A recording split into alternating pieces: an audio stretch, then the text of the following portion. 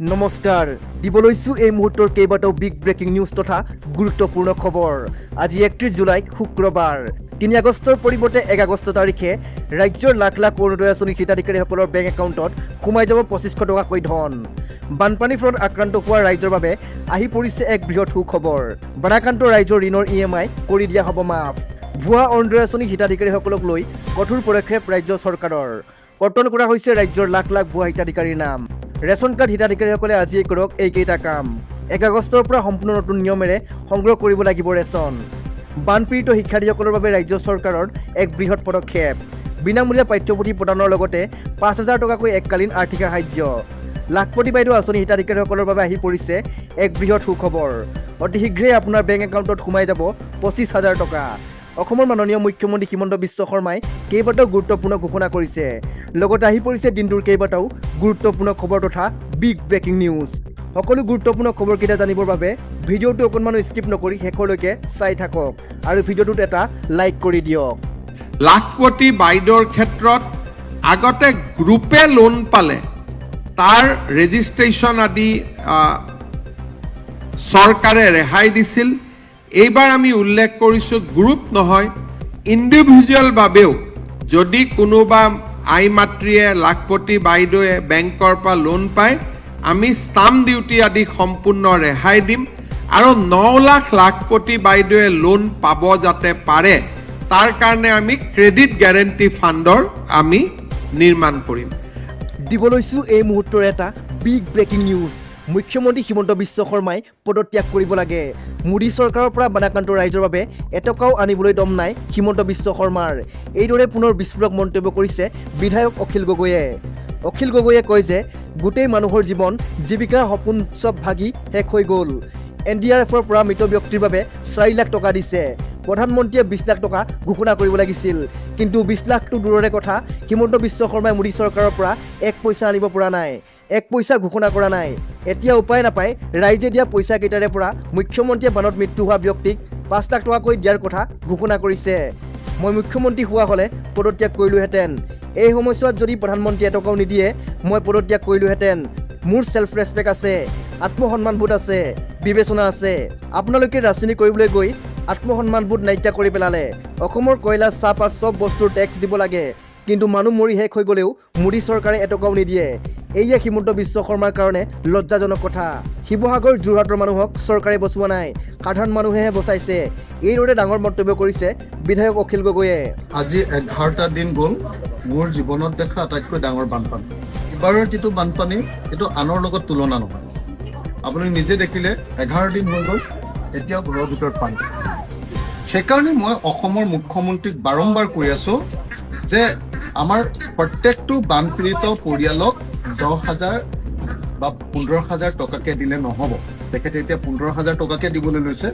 মই কৈছো 10 লাখ টকাকে দিব নহ'লে আমি 20 বছৰ পিছুৱাই যাম অসমীয়া জাতিটো দিবলৈছো এই মুহূৰ্তৰ আন এটা বিগ ব্ৰেকিং নিউজ EMI মাফ কৰা হ'ব বানাক্ৰান্ত ৰাইজৰ উজনিৰ বানাক্ৰান্ত ৰাইজলৈ বিশেষ EMI ৰেহাই আঁচনি বানাক্ৰান্ত ৰাইজলৈ বিশেষ আঁচনি অসম সমবায় এপেক্স বেংক লিমিটেডৰ 6 মাহলৈ ঋণৰ ধন দিব নালাগে বানাক্ৰান্তই 6 মাহলৈ কেৱল ঋণৰ সুদ পৰিশোধ কৰিলেই হ'ব বানাক্ৰান্তই ঋণৰ মূলধনৰ কিস্তি পৰিশোধ কৰিব নালাগে বানাক্ৰান্তই এই বিশেষ EMI ৰেহাই আঁচনি ঘোষণা এপেক্স বেংকৰ এইদৰে সামাজিক মাধ্যমত ঘোষণা কৰিলে বিধায়ক বিশ্বজিৎ ফুকনে দিবলৈছো এই মুহূৰ্তৰ আন এটা বিগ ব্ৰেকিং নিউজ ঘৰ এৰি ৰাজপথলৈ ওলাই আহিব উজনি অসমৰ জনতা ৰাজ্য চৰকাৰক তীব্ৰ হুংকাৰ প্ৰদান কৰিছে আটাচুৱে ভয়ংকৰ পৰিস্থিতিৰ সন্মুখীন হ'ব লাগিব হিমন্ত চৰকাৰ আমাক শেষ কৰিলেও কৰিব জেললৈ পঠিয়ালেও পঠাব চৰকাৰে আমাক গুলিয়াই মাৰিলেও মাৰিব শিৱসাগৰ আৰু চৰাইদেউ জিলাই এই অৱস্থা পাবলৈ 50 বছৰ কষ্ট কৰিছিল কিন্তু আজি নিমিষতে সকলো শেষ হৈ গ'ল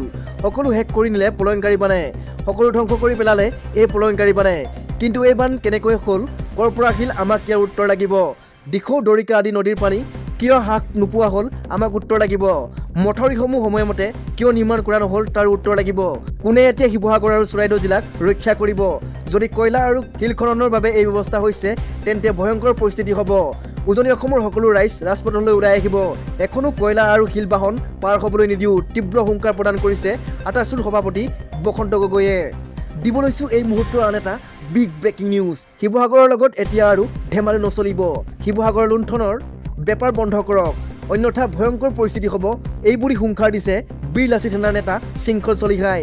মানুহ মৰি আছে কিন্তু বেপাৰীয়ে বেপাৰ কৰিছে। বস্তুৰ জুই চাই দাম শিৱসাগৰত। আলু, পিঁয়াজ, পানী বটল, মম এফালৰ পৰা সকলোৰে দাম বঢ়াই গৈ আছে। প্ৰতিটো বস্তুৰ দাম বঢ়াইছে শিৱসাগৰৰ একাংশ অসাধু ব্যৱসায়ীয়ে। এপেকেট মমবাতিৰ দাম 200 টকা কৰিছে। এইবোৰ লুণ্ঠন চলাবলৈ দিয়া নহ'ব, এইবোৰ আমি সহ্য নকৰোঁ। DCSPয়ে ব্যৱস্থা গ্ৰহণ কৰক, অন্যথা আমি ব্যৱস্থা ল'ম, এনেধৰণে গৰজি উঠিল বীৰলাচিত থানাৰ নেতা শৃংখল চলিহা। দিব লৈছোঁ এই মুহূৰ্তৰ আন এটা বিগ ব্ৰেকিং নিউজ। বানবিধ্বস্ত শিৱসাগৰলৈ সহায়ৰ হাত হাউলিৰ ব্যৱসায়ীৰ। 8খনকৈ গাড়ীত 15 লাখকৈ টকাৰ খাদ্য সামগ্ৰী লৈ ৰাওনা হৈছে ছাব্বাছ খান আৰু শ্বহীদুল ইছলাম। বানবিধ্বস্ত অঞ্চলৰ বন্যাত্ৰৰ মাজত বিতৰণ কৰা হ'ব খাদ্য সামগ্ৰী। দুয়োৱে মন্তব্য কৰিছে, আমাৰ বাবে জাতি ধৰ্মৰ কথা নাই, আমি মানুহ হৈ জীয়াই থাকিব বিচাৰোঁ। উজনি অসমৰ ৰাইজক সকলোৱে সহায় কৰক বুলিও আহ্বান জনাইছে দুই মুছলমান ব্যৱসায়ীয়ে।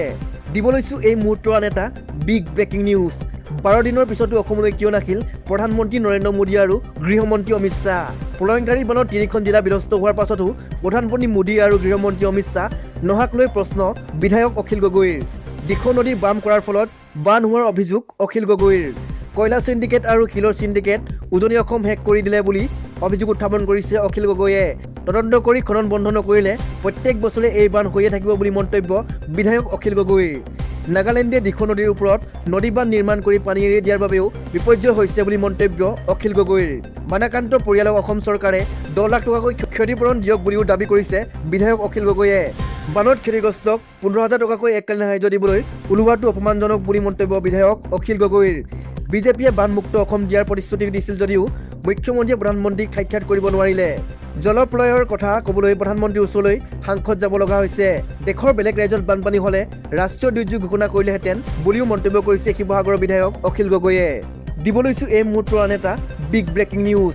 ৰাহুল গান্ধীৰ গৰ্জন, অন্ধভক্তৰ বাবেই মূৰ্খই ভগৱান। লোকসভাত উপস্থিত থাকিবলৈ অলপ সাহস নাই অমিত শ্বাহৰ।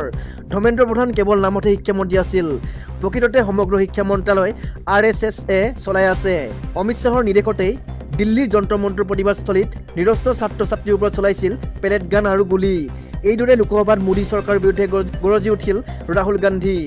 বুধবাৰে লোকসভাত প্ৰশ্নকাকত ফাদিল বিৰোধী বিধায়কৰ বিতৰ্কৰ মাজতেই বিৰোধী দলপতি ৰাহুল গান্ধীয়ে মোদী চৰকাৰৰ বিৰুদ্ধে বিস্ফোৰক মন্তব্য নিক্ষেপ কৰে। সদনত এক বিস্ফোৰক ভাষণ দি ৰাহুল গান্ধীয়ে কেন্দ্ৰীয় গৃহমন্ত্ৰী অমিত শ্বাহ, RSS আৰু মোদী চৰকাৰৰ স্বেচ্ছাচাৰী নীতিৰ ওপৰত তীব্ৰ আক্ৰমণ সানিবলৈ গৈ অন্ধভক্ত আৰু ইডিয়টৰ দৰে শব্দ ব্যৱহাৰ কৰে, যাৰ ফলত সদনত এক উত্তাল পৰিৱেশৰ সৃষ্টি হয়। যন্ত্ৰ মন্ত্ৰৰ প্ৰতিবাদত ছাত্ৰ ছাত্ৰীৰ ওপৰত হোৱা অত্যাচাৰৰ প্ৰসংগ উত্থাপন কৰি ৰাহুল গান্ধীয়ে পোনপটীয়াকৈ গৃহমন্ত্ৰী অমিত শ্বাহক জগৰীয়া কৰে। তেওঁ অভিযোগ কৰে যে অমিত শ্বাহৰ নিৰ্দেশতে নিৰস্ত্ৰ ছাত্ৰ ছাত্ৰীৰ ওপৰত জঁপিয়াই পৰিছিল আৰক্ষী।